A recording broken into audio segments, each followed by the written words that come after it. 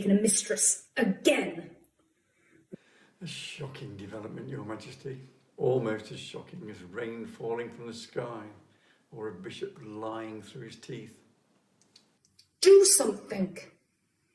Would you like me to scowl at her? Perhaps tut disapprovingly? I want her gone. It can be arranged. Should I book her a passage to Calais or a short stay in the Tower?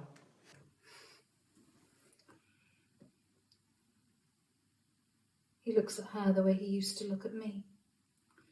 It is the nature of men, Your Majesty. The sun rises, the tide turns, and the king finds another woman to love. And I must remind him of why he fought for me. He fought for you because you were unattainable. Now you are his wife. Wives are replaceable.